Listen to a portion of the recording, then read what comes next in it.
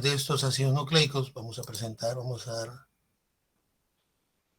me van a decir si pueden ver mi pantalla.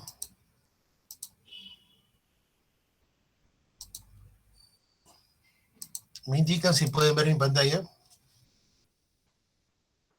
Sí, doctor. Sí, gracias. Entonces vamos a hablar justamente de lo que es el metabolismo de los ácidos nucleicos que se mencionó con anterioridad. Esta clase vendría a ser metabolismo tanto de las bases purinas como del metabolismo de las pirimidinas, ¿no? Perdón, disculpe, ¿qué pasó? Ya. ¿Qué pasa? ¿Qué pasa? No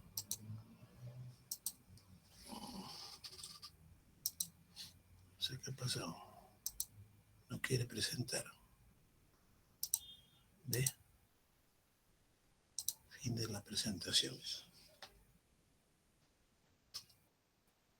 Ay, es que estoy en la última diapositiva. Ya. Ahora sí. Hablemos entonces del metabolismo de los ácidos nucleicos. Sabemos que el catabolismo en el hombre, tanto de las pirimidinas como de las bases purinas, de las pirimidinas concluye en la formación de la beta-alanina, mientras que el catabolismo de las purinas termina con la formación del ácido úrico. Y esto sirve para eliminar especies reactivas de oxígeno que de acumularse generarían un estrés oxidativo y daño a nivel celular. Entonces, empecemos por el metabolismo de las pirimidinas. A diferencia de las purinas, las pirimidinas van a sufrir rotura a nivel de sus anillos. Entonces vamos a tener acá que las pirimidinas como la citosina, el uracilo, la timina e incluso la 5-metilcitosina, que es lo que aparece aquí justamente en la diapositiva, van a ser reducidos por unas enzimas denominadas las nucleotidasas, como justamente hablamos con anterioridad, y la pirimidina nucleósido fosforilasa, y eso que va a producir para generar bases libres. Entonces, los grupos amino, ¿no?, que se encuentran justamente el 4-amino de la citosina y la 5-metilcitosina, se liberan como amoníaco, ¿ya? Van a liberarse, va a haber una reducción de los anillos, y esto va a formar, cuando una vez haya formación de estos, va a haber los anillos se encuentran abiertos y va a haber liberación tanto de CO2 como del grupo amonio. Para que los anillos se rompan, debe haber una reducción de este NADPH más hidrógeno y se va a convertir en nicodamín amino dinucleótido fosfato. Entonces, aquí lo que va a generarse es que se van a liberar, ¿qué cosas se va a liberar? El amoníaco y el dióxido de carbono. ¿Y qué es lo que va a formar? El resto del anillo se deja como una beta aminoácido. Y este beta aminoácido puede ser una beta amino isobutirato, como figura aquí, isobutirato, perdón, el cual se excreta en gran medida, o puede ser como una beta-alaninocitosina. Y esta beta-alaninocitosina puede ser excretada o incorporarse al cerebro, como también puede formar carnosina, anserina, dipéptidos musculares y puede ser excretado a nivel del tubo digestivo. Entonces vamos a quitar eso un poquito acá. En síntesis, estas bases pirimidinas como citosina, uracilo, timina, 5-metilcitosina, lo que va a producirse es una reducción del anillo con reducción del nicodamín, diamino, difosfo, hidratado o con hidrógeno, que va a perder justamente este componente ácido y lo va a formar en nicodamín, amino difósforo. Esto va a producir una reducción de los anillos y por ende se va a producir una liberación de amonio, es amonio, no es amoníaco, sino es amonio, y liberación de CO2. Cuando los anillos están abiertos,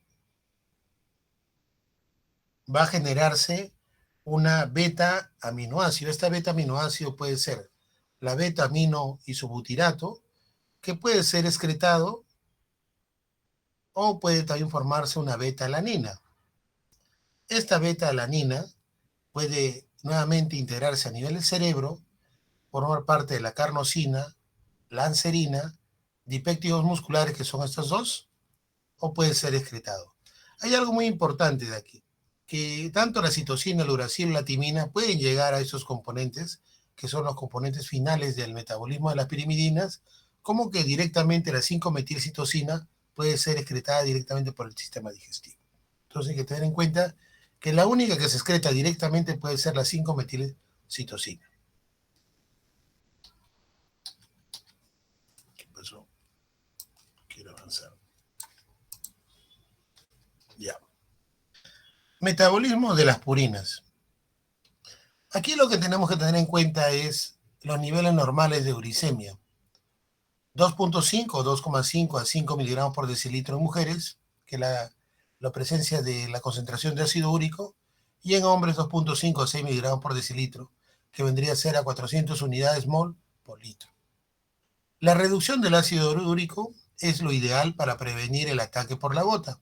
Es lo que manifiesta el Colegio Americano de Reumatología y la Liga Europea de Reumatología.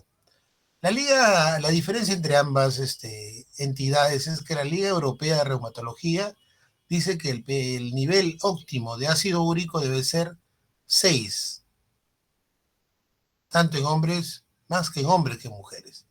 Mientras que el Colegio Americano de Reumatología considera que el valor debería ser a por lo menos menos o a partir de 5.2 miligramos por decilitro. Pero existen trastornos de esta uricemia, que lo vimos también en la parte práctica, y es el aumento de este ácido úrico, denominado hiperuricemia. En mujeres se denomina que hay hiperuricemia a partir de 6 miligramos por decilitro a más, y en hombres a partir de 7 miligramos por decilitro a más. Estas fueron las preguntas del examen que se tomó el día miércoles, ¿no? Entonces, este aumento puede generar lo que denominamos una hiperuricemia primaria, conocida como gota, que se genera por una acidosis. Uno de ellos, por ejemplo, puede ser el alcoholismo, y que puede provocar efectos secundarios, también generado también este aumento por efectos secundarios de la quimioterapia. O sea, el aumento se produce en la gota, en la acidosis, en el alcoholismo, en los efectos secundarios de la quimioterapia, y también se aumenta la presencia de ácido úrico cuando existe diabetes mellitus tipo 2. Y también en presencia de leucemias. Mientras que la disminución está relacionada con una enfermedad metabólica hereditaria y o con patologías de los túbulos renales denominado como síndrome de Fanconi.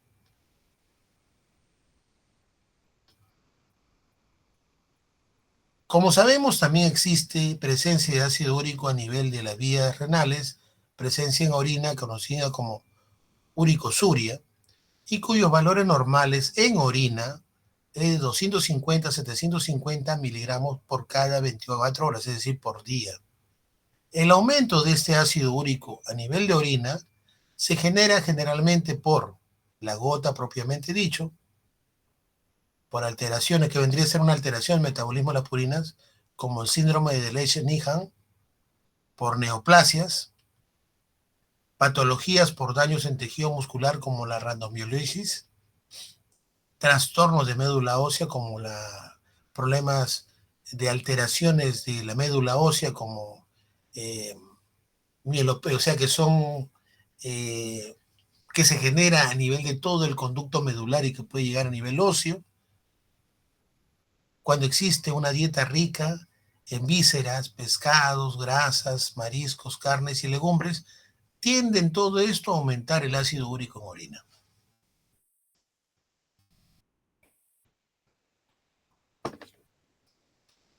Entonces, yo les pregunto, factores que pueden inducir a la uricosuria. Usted puede ser una dieta rica en pescados grasos, mariscos, carnes y legumbres, es decir, una dieta rica en purina, trastorno de la médula ósea como trastorno proliferativo, randomiolisis, síndrome de Lesch-Nyhan o existe algunas neoplasias y también en la gota. Mientras que la disminución de ácido úrico por debajo de los 250 miligramos por cada 24 horas se produce a nivel del glomérulo, como una glomerulonefritis, o cuando existe intoxicaciones por plomo, o en los eventos de alcoholismo, es decir, un consumo crónico del alcohol.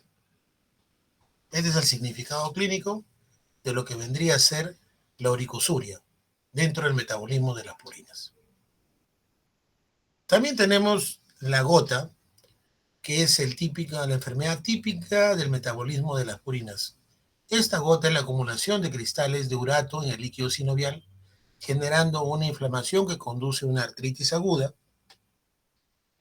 Como se sabe, el ácido úrico no se encuentra disociado como la sal, que se encuentra en forma, generalmente está como forma primaria el ácido úrico a nivel sanguíneo, y son escasamente solubles, ¿no?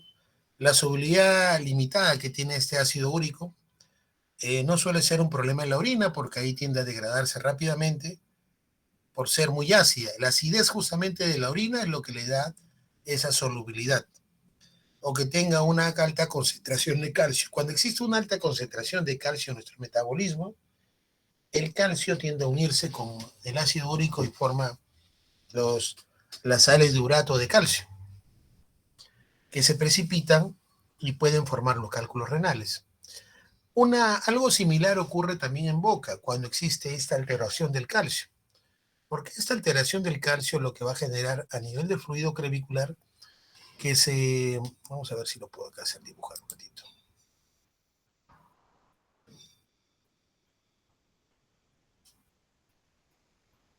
Ya. El dibujo clásico que les hago a ustedes es este. Tenemos acá un diente de perfil.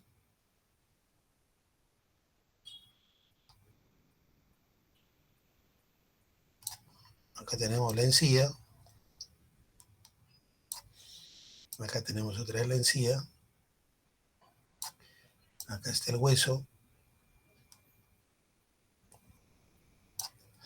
Acá está el hueso.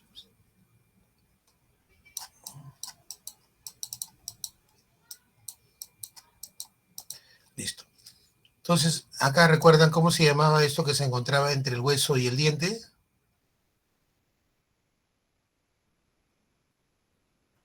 ¿Se acuerdan que le dije que era un ligamento o membrana? ¿Cómo se llama? El ligamento periodo. ¿Quién me respondió? Apellido.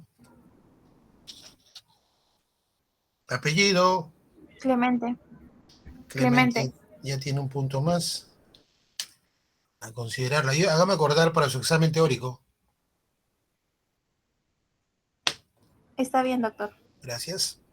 Entonces, de este ligamento, acá hay un líquido en esta zona del surco.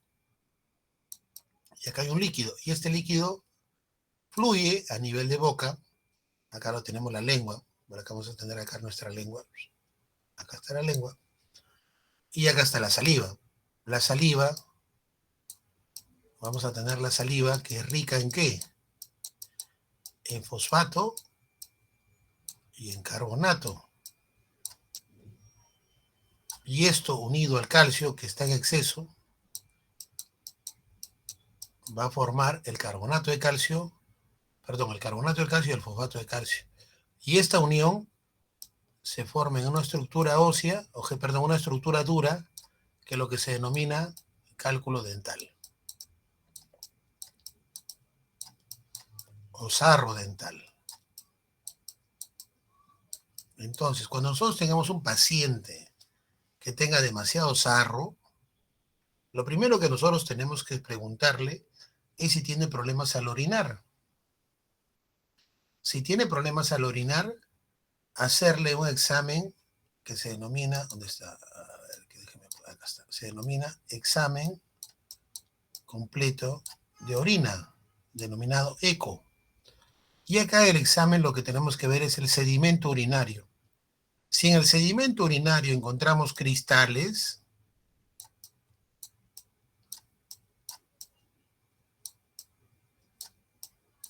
tipo como sobre incluso, puede ser que encontremos uratos. ¿Cuándo encontramos uratos? Cuando hay aumento de ácido úrico. Y vamos a encontrar sales de uratos de calcio o uratos de calcio. Podemos encontrar aumento de oxalato, son los oxalatos de calcio. Y este aumento de oxalato y urato es los típicos cálculos renales y lo podemos encontrar en orina. Entonces, en el riñón, como en nuestra boca, la alteración de este calcio se manifiesta con extremada abundancia en el líquido crevicular como a nivel renal. Entonces, ¿qué es el problema acá? No es el problema ni de boca ni de riñón, el problema es nuestro hígado. Nuestro hígado no está haciendo un metabolismo adecuado del calcio. Por ende, es importante que todo paciente que tenga demasiado sarro dental, nosotros evaluemos la presencia o no de cálculos renales. ¿Ya? Entonces, eso les digo como un punto adicional para que tengan en cuenta cuando estamos, vamos a hacer la bioquímica aplicada.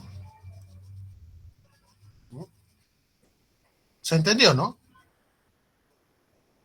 ¿Sí? ¿O no se entendió? Sí, doctor. ¿Es entendible, no? Muy bien, chicos. Entonces, una concentración muy alta de ácido úrico en sangre va a conducir a un grupo bastante común de enfermedades denominados gota, ¿no? Y esta gota es un grupo de condiciones patológicas asociado a uratos que se encuentran en sangre por encima de los 3 a 6 miligramos, o sea, más de 3 a 6 miligramos por decilitro.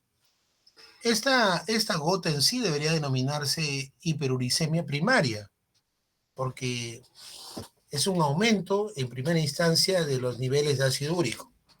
Hiper, aumento, uricemia viene de úrico y hemia de sangre. Generalmente no siempre es asintomática. Se va a ver vamos a poner acá a cambiar esto. La deformación de justamente de los anillos entre falange y falange, lo que denominamos tofos. Y esta alteración, el inicio es indoloro, es asintomática, pero en ciertos individuos desencadena cristales de urato de sodio o urato de sodio a nivel de las articulaciones. ¿Cuáles son las causas de esta alteración o acumulación de cristales de urato en el líquido sinovial? La disminución del ácido úrico. La dieta alta en purinas. O sea, no se elimina adecuadamente el ácido úrico, recuerden, ¿eh? No se elimina adecuadamente, se concentra a nivel sanguíneo. A mayor cuando hay mucha ingesta de alcohol. Muchos pensamos de que tenemos gota y a veces tenemos problemas, de diabetes, pero problemas realmente tenemos de gota. Lamentablemente, la estadística dice que el sexo masculino está más relacionado con la presencia de gota que el sexo femenino. La gota y el consumo de alcohol. En la actualidad, el alcohol, ¿qué cosa va a desencadenar? Se dice en los estudios, desencadena la crisis de la gota. Cuando tomamos nosotros en exceso, los riñones se dedican a depurar este alcohol porque es algo, entre comillas, tóxico. ¿Qué depuran? Dice, o de bien depura el alcohol o bien depura el ácido úrico. El riñón no puede depurar a ambos a la vez. Entonces, ¿qué es lo que hace? Depura el alcohol y deja el ácido úrico en el cuerpo, aumentando los niveles de ácido úrico a nivel del organismo, lo que se denominaría una hiperuricemia. Entonces, a tener en cuenta al momento de tomar en exceso. Tomen siempre con moderación. Hay cerveza, acuérdense que tiene altas cantidades de purina, sobre todo la guanosina, ¿ya? Y eso hay que tener en cuenta. En la actualidad existe una alternativa para ingerir cerveza que no tenga lúpulo y que no tenga gluten. Es decir, para evitar que tengan la presencia de esta guanosina. esta cerveza Grund, por ejemplo, que no hay acá en el mercado, pero sería adecuado para que no existan las cantidades exageradas de purina y por ende el aumento de ácido úrico. Así que aquellos que les gusta su consumo de alcohol, consuman una cerveza sin lúpulo y sin gluten para evitar el exceso de purinas en su organismo. Esta gota, como les dije, el problema viene mayor cuando se acumula esos cristales de ácido úrico o de sales ¿Aló? ¿Alguien quiere preguntar? Profesor, usted mencionó antes que la saliva No le tenía entiendo una nada, gran disculpe. cantidad. No le entiendo nada de lo que habla. Disculpe, Despacio, a ver, diga. profesor, usted mencionó antes que la saliva tenía el fosfato y que es combinado con el calcio No se te, volvía disculpa, no un te cálculo entiendo. mental. Pronuncia bien, disculpa, no te entiendo. Profesor, Ya, usted más alto, mencionó más antes alto. profesor, usted mencionó antes de que la saliva tenía grandes cantidades de fosfato y también mencionó otro. ¿Cuál era el otro? Ah, el carbonato y el fosfato. Ajá, eso nada más. A nivel de saliva. A nivel de salida, claro que cuando se Está combinaba bien. con el calcio se volvía un cálculo dental. Para formar el sarro dental. Ujú. Claro, a nivel de saliva está compuesto, acuérdense, para hacer la capacidad buffer o tampón de la saliva, que trata de estabilizar y volver nuevamente los minerales, tiene cantidades grandes de fosfato y carbonato. ¿Para qué? Para que disminuya para que eleve un poco el pH, disminuya la cantidad de la acidez que tenemos en boca después de los alimentos. Entonces, estas cantidades de pH, esta cantidad de carbonato y fosfato se unen por afinidad con el calcio que está en alteración de metabolismo, que salen a nivel del fluido crevicular, formando el fosfato y el carbonato de calcio. Y si tú analizas el sarro dental es compuesto por carbonato y fosfato de calcio. Entonces, una persona que tiene demasiado sarro dental, lo más probable es que tenga alteraciones del metabolismo de calcio, siempre y cuando coincida con la presencia de cálculos renales. ¿Ya? Ahora, si tú eres más minucioso o minuciosa y ves a tu paciente que tiene demasiado sarro y tiene su mano alterada, así como esta, o sea, si ves esas alteraciones en su tú dile que te muestre la mano. Y si tú ves pequeños tofos como estos,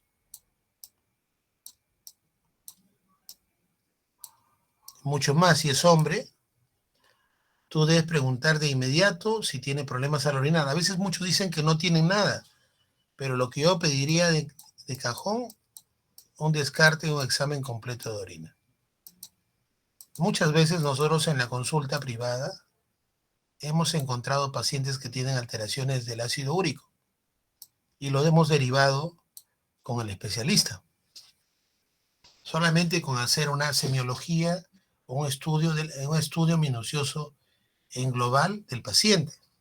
Si tú ves un paciente que tiene demasiado sarro en boca y encima lo ves que su cuerpo tiene así una pequeña alteración a nivel de los nudillos, lo primero que tú debes sospechar que posiblemente tenga una alteración por acumulación de cristales de urato o de ácido úrico.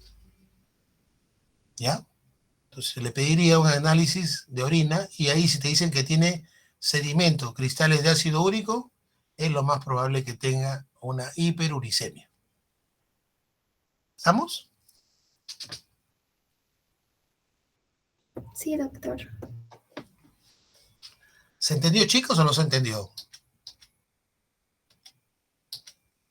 ¿Mm?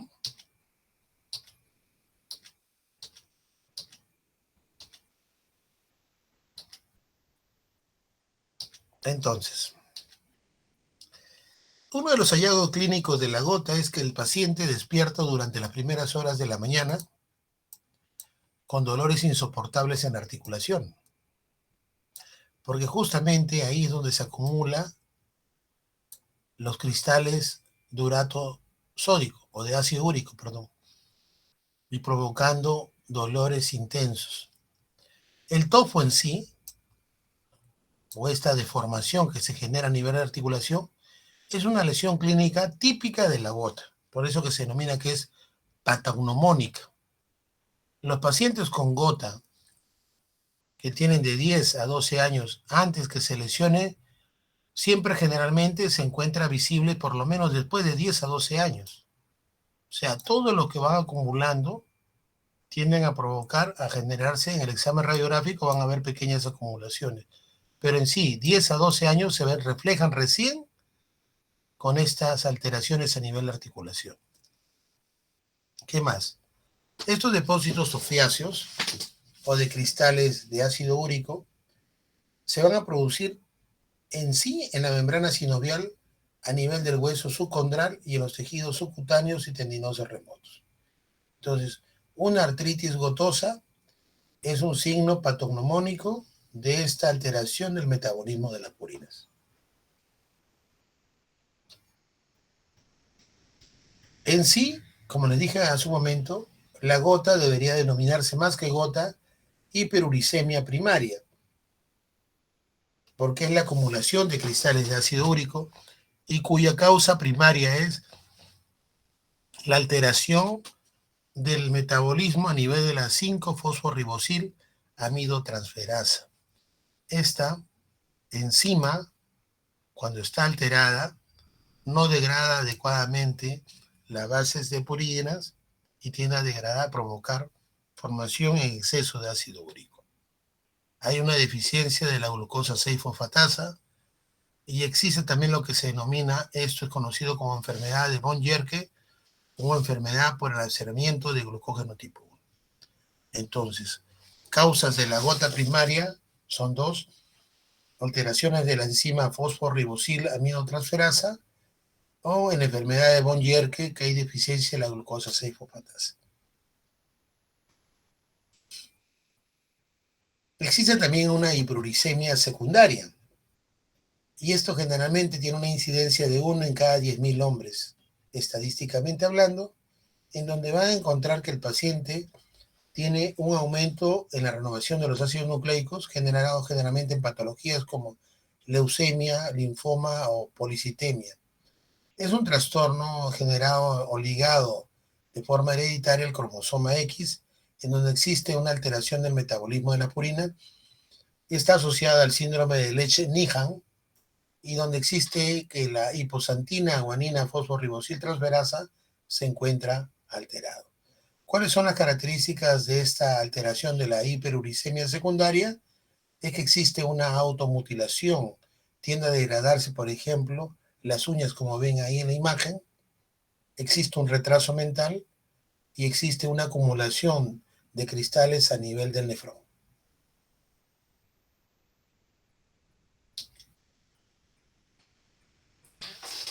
Entonces, llegamos a lo que vendría a ser, desde el punto de vista, cómo se desarrolla el metabolismo de las purinas, ¿no? A ver. Como se sabe, en el hombre, el producto final del catabolismo de las purinas es el ácido úrico. A diferencia de los mamíferos, por teoría, los cuales tienen una enzima que es la urato oxidasa que carece el hombre, y excreta la lantoína, la cual es más soluble. O sea, la lantoína es el producto que degrada el ácido úrico, o sea, se degrada la lantoína finalmente, ¿no? Con producto, mientras que en el hombre no, al no tener la urato oxidasa, no se degrada el ácido úrico y termina en ácido úrico ahí. Al no tener esto, el producto final es ese, pues justamente el ácido úrico. ¿Qué es lo que pasa? ¿Cómo se produce este catabolismo de las purinas? Los nucleótidos de la purina, como el guanosin monofosfato, el adenosin monofosfato, lo que van a desaminarse formando una pérdida del NH3 por una enzima, la adenilato desaminasa. Esta va a provocar la inosin monofosfato, ¿no? Inosin monofosfato, y luego se va a degradar aún más formando la inosina, ¿no? Tanto en la adenosina desaminasa forma la inosín monofosfato, pero en la adenosín monofosfato también puede ocurrir que va a alterarse por medio de una nucleotidasa con pérdida de agua y generando fósforo inorgánico y va a formar la adenosina. Esta adenosina va a ser degradada por una adenosina desaminasa, se va a formar la inosina nuevamente, como le dije hace un momento, y va a haber una pérdida de agua, perdón, ganancia de agua con pérdida, con liberación de fósforo inorgánico por medio de una nucleotidasa. La inosina va a haber un ingreso de fósforo inorgánico y la liberación del azúcar ribosa, la cual va a ser generada por una enzima que es la fosforilasa, lo que va a dar origen a lo que vendría a ser, perdón, discúlpame que esto no está, ¿qué pasó? ¿Qué pasó? Ahí está. Va a dar origen a lo que vendría a ser la hiposantina, ¿no? Esta hiposantina va a formarse justamente porque se produce una fosforílisis generada por la fosforilasa a partir de la inosina.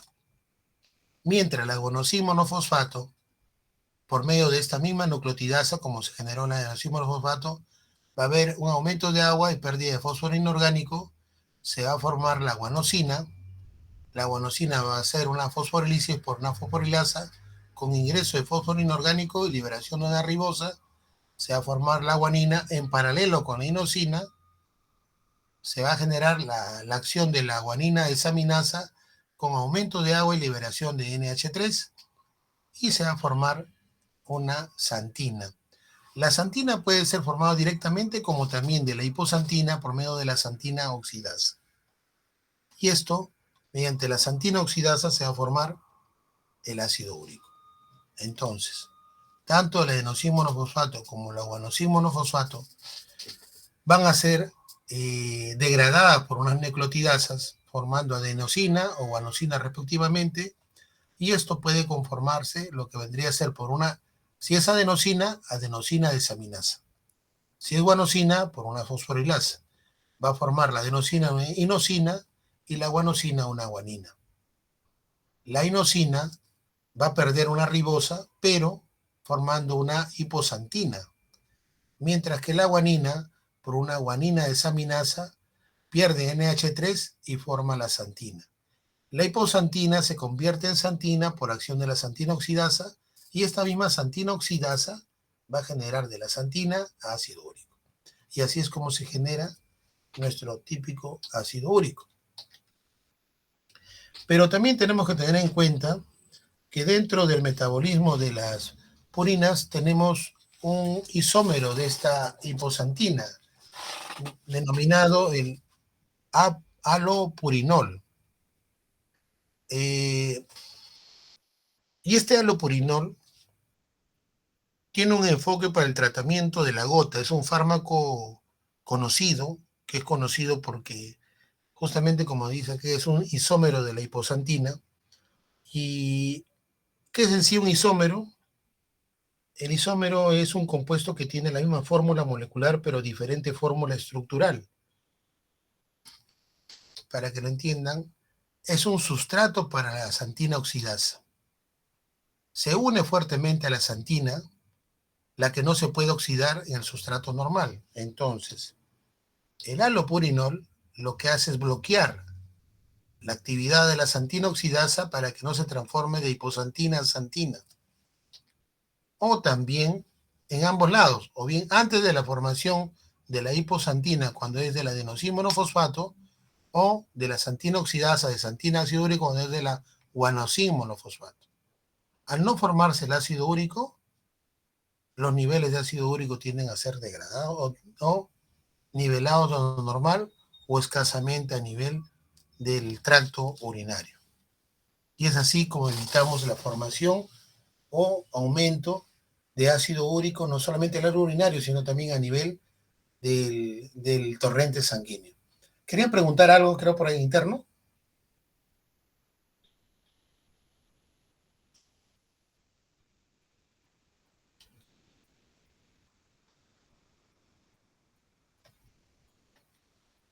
Y por último tenemos las fases de la gota.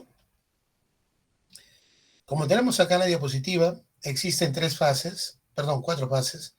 La hiperuricemia sintomática, que le hablé, que existía generalmente cuando las concentraciones superan ligeramente los 7 miligramos por decilitro, pero se van formando de poco en poco pequeños depósitos de ácido úrico a nivel de articulaciones.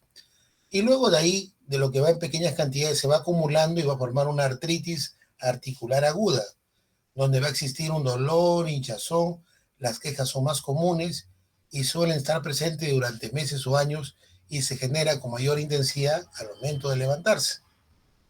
Y por último, de forma previa a lo último tenemos una gota intercrítica, como también una gota tofácea. La intercrítica es un periodo que habitualmente es asintomático, posterior al periodo agudo, o sea, empezó con un dolor intenso mientras se va degradando nuestra articulación, pero poco a poco nuestro cuerpo se va adaptando a esta deformidad y ocurre un problema asintomático. Pero eso no quiere decir que desapareció la gota, sino que se ha ido acumulando de manera tal que nuestro cuerpo al comienzo se ha ido adaptando y no lo toma como un dolor intenso como fue al inicio, para que pase a una etapa final que es la formación de esta acumulación conocido como tofo de una forma crónica y con la presencia de cristales de ácido úrico a nivel del tejido sinovial, a nivel de las articulaciones. Con esto entonces estamos viendo cómo nuestras articulaciones, sobre todo a nivel de pies, a nivel de manos, tienden a ser alteradas por la presencia de estos tofos. Pero también queremos relacionarlo a nivel de la articulación temporomandibular. Y en los artículos que encontramos gota en la articulación temporomandibular, una revisión de la literatura, hallamos de que existe, aunque es raro, una pequeña alteración, ¿no? Ahí tenemos justamente los artículos que estuvimos revisando. Existe una pequeña artritis gotosa que raramente afecta a la región de la cabeza, cuello y la articulación temporomandibular. Si no es tratada, la gota puede provocar destrucción del ATM, es decir, se acumula ácido úrico a nivel del disco condilar que tenemos a nivel del ATM, ¿no? La sintomatología es un dolor aislado del ATM que podemos confundirlo como una disfunción temporomandibular, quizás con problemas de bruxismo al levantarnos o no, pero en sí es presencia de ácido úrico a nivel temporomandibular. ¿Cómo lo podemos detectar? Tomando muestra del tejido sinovial de la articulación y evaluar si hay presencia o no de ácido úrico, ¿no? No necesariamente esta gota o este problema de gota articular suele limitarse al espacio que se encuentra entre la región del temporomandibular a la altura del oído, ¿no? Y nos da provocación que nos podemos abrir ampliamente nuestra cavidad bucal. Hay limitaciones en la apertura bucal, generalmente cuando la gota es aguda. Entonces aquí podemos ver estas alteraciones que pueden ocasionar una gota a nivel de la ATM. ¿Puede causar erosión en la base del cráneo? Sí, porque hay una alteración que va consumiéndose poco a poco en una zona que debería estar en continuo movimiento. En algunos de los exámenes requeridos, perdón, disculpen, quiero ver dónde está, acá está. Quiero sacar esta parte, ahí está. En uno de los exámenes requeridos piden biopsia del ATM guiada por una tomografía axial, ¿no? De esa zona. Aunque también pueden tomarse estudios ecográficos, pero el diagnóstico en sí está dado por la punción de la zona y evaluación del líquido articular, el líquido sinovial de esa zona, para ver si hay presencia o no de ácido úrico. Los dolores son muy agudos, pero son raramente encontrados porque hay que ver el diagnóstico diferencial con algunas patologías, con diversas patologías temporomandibulares.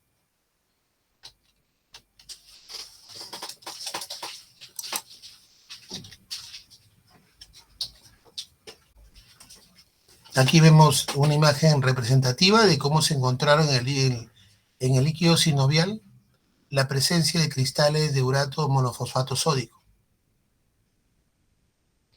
pero es raro encontrar. Vamos a dejar la presentación y vamos a entrar a la última clase que vendría a ser, a ver, vamos a ver.